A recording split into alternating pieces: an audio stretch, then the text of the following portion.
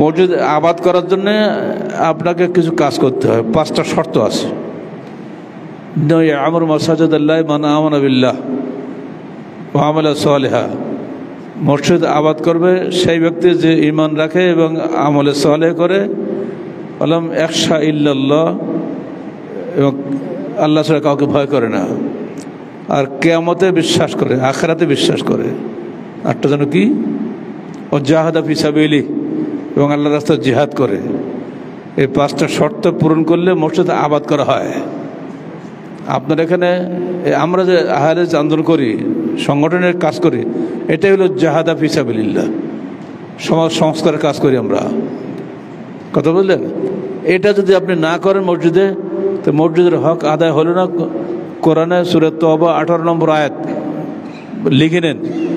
কোরআনে সূরা তওবা 18 নম্বর আয়াত পড়তে গেলে আল্লাহই বলে দিচ্ছে আমার মসজিদ করতে গেলে তার এই করতে হবে।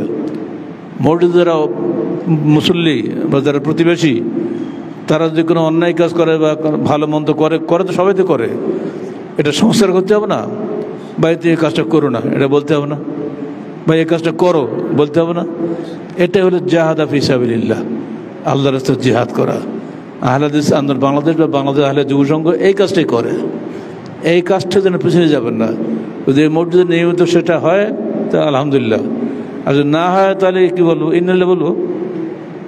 কারণ অন্যটা হাদিস এসেছে, মাসাজিদুহুম আমিরাতুন ওয়া হিয়া খারাবুন আনিল হুদা, আখিরি জামানায় মসজিদ হবে বিশাল,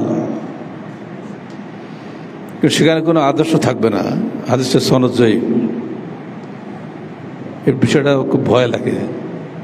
অতএব এখানে প্রতিদিন একটা করে হাদিস শুনতে হবে। এসার পরে একটা করে হাদিস শুনবেন আপনারা, সহিহ হাদিস। আমাদের বই আছে, বই নেবেন। ইমাম যিনি আছেন তিনি যেন এটা পড়ায়। ইমামকে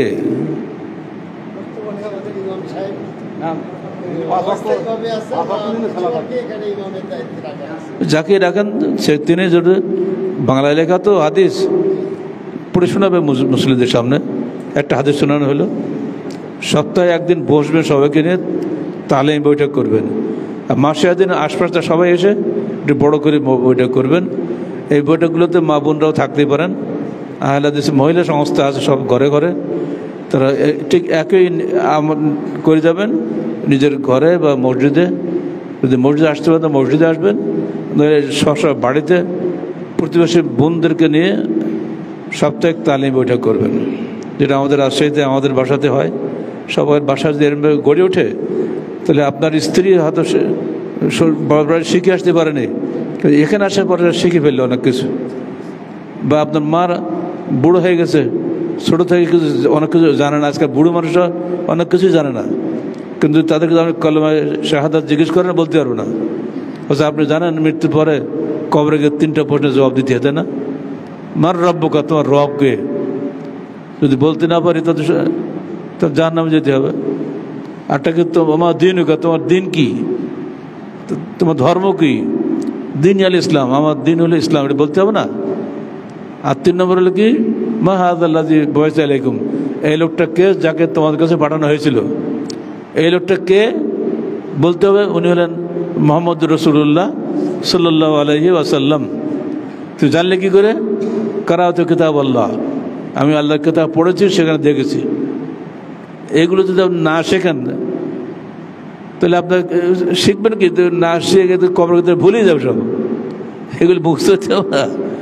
3টা প্রশ্ন যে হবে, প্রশ্নের উত্তর তো আমার শিখতে হবে। শফিকুল ইসলাম ভাই আমার পুরনো মানুষ, বুড়ো হয়ে গেছে আর এখন পারে না।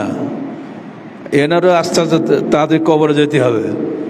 যা বলে যাচ্ছে একটু শোনেন, এইগুলো যেন আবাদ হয় মসজিদ। রাজি আছেন? মসজিদ আবাদ হতে হবে। এজন্য বায়াত নিলাম, আল্লাহর কাছে কৈফিয়ত দিতে হবে না। চেষ্টা করুন এটা আমল করার জন্য। আমল না করতে কোনো লাভ নেই। দাড়ি কাটা হবে না, বুঝছেন তো? দাড়ি রাখতে হবে। ওর উপরে হয়তো ছুরি চাকু চালা হবে না। মনে করে সবাই সৎ আমল করেন, নেক আমল আপনার সাথী হবে। মানুষ মরবে, কবরে যাবে 3 জন, তার মাল যাবে, তার আত্মীয় স্বজন যাবে, আর তার আমল যাবে, তাই না? মাল মানে টাকা পয়সা দিয়ে কাপড় কেনা হয়েছে, মাল পড়ে থাকবে, কোনো লাভ নেই। মালও ফেরত আসবে, আত্মীয় স্বজনরাও সব ফেরত চলে আসবে, থাকবে খালি আমলটা কবরে, তাই না? এখন প্রধান সাহেব কবরে আছেন, ওনার আমল অনুযায়ী ওনার জান্নাত বা জাহান্নাম হবে। আমরাও তো ঠিক একই অবস্থা, এখন তো বেঁচে আছি আমরা। জনক ব্যক্তি এসে জিজ্ঞেস করলো, হে আল্লাহ রসুল, সবচেয়ে চরিত্রবান কে? তিনি বললেন, সবচেয়ে চরিত্রবান সেই। তোমাদের মধ্যে শ্রেষ্ঠ ব্যক্তি কে? শ্রেষ্ঠ ব্যক্তি হলো সেই যে চরিত্রবান, শ্রেষ্ঠ ব্যক্তি। আবার প্রশ্ন করা হলো, আমাদের মধ্যে বিচক্ষণ ব্যক্তিকে? তিনি জবাব দিলেন, যিনি অধিক হারে মৃত্যুকে স্মরণ করেন এবং পরকালীন পাথর সঞ্চয় করেন। যিনি অধিক হারে মৃত্যুকে স্মরণ করেন এবং পরকালীন পাথর সঞ্চয় করেন। আপনি হাটে যাচ্ছেন বাড়ির জন্য, বাজার করার জন্য, কিন্তু বাজার করার সময় আপনি কোনো ফাঁকি ঝুঁকি দিলেন না। আম কিনেছেন, যা দাম চেয়েছে সঠিকভাবে দিয়েছেন, কোনো পচা আম নেন নেই। জামা কিনেছেন, 1 ইঞ্চি ফাঁকি দেন নেই। যারা জামার কাপড় বিক্রি করে ওরা 1 ইঞ্চি, হাফ ইঞ্চি করে করে কমে লাস্টের থানা যে প্রতি থানায় 2-4 গজ লাভ করে। এটা করতে কোনো খরিদ্দার জীবনও টের পাবে না যদি সে এইভাবে চুরি জামাই করে। এগুলো মানুষ প্রত্যেকেই বুঝে, ভালো মন্দর জ্ঞান কিন্তু সবার মধ্যে একটু আছে।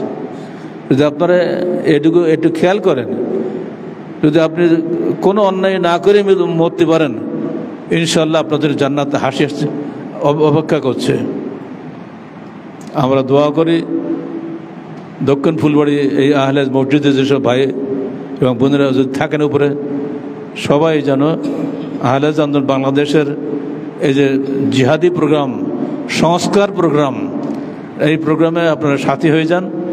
নিয়মিত যেটা বললাম, প্রতিদিন একটা হাদিস শোনানো, সপ্তাহে তালিম বৈঠক করা, মাসিক বড় ধরনের বৈঠক করা, এগুলোটা নিয়মিত যদি আপনারা চালিয়ে যান, ইনশাআল্লাহ পুরা গাইবান্ধায় অন্য কোনো বেদাত থাকবে না। সেরেকের সময় সেরেক করবে না। এই কদিন পরে এই আসতেছে না, কি বলে শিয়ারা কি করে, তাজিয়া, শিয়াদেরটা কি না না, শিয়াদের অনুষ্ঠান আশুরা, আশুরা এদের কদিন পরে 10ই মুহররম আশুরা। এদিন যে কত বেদাত হতো আগে, আল্লাহু আকবার। রাজশাহীতে আমাদের যুব সংঘের চেষ্টায় আশুরা মিছিল হারিয়ে গেছে, এখনো নেই। আশুরার দিন পাউরুটি বানাবে, হোসেনের পাউরুটি, বরকতের পাউরুটি। অন্য জায়গায় অন্যদিন 10 টাকা দাম হলে ওই দিন 20 টাকা বিক্রি হবে। এইসব কত যে উল্টোপাল্টা কারবার হয়তো, এখন সব চলে গেছে। যেন এই এলাকায় এসব না হয় খেয়াল রাখবেন। আল্লাহ পাক আমাদের সবাইকে যাবতীয় শিরক ও বিদআত থেকে দূরে থাকার তৌফিক দান করুন এবং পবিত্র কোরআন ও সহিহ হাদিসের আলোকে জীবন গড়ার তৌফিক দান করুন। আসসালাম।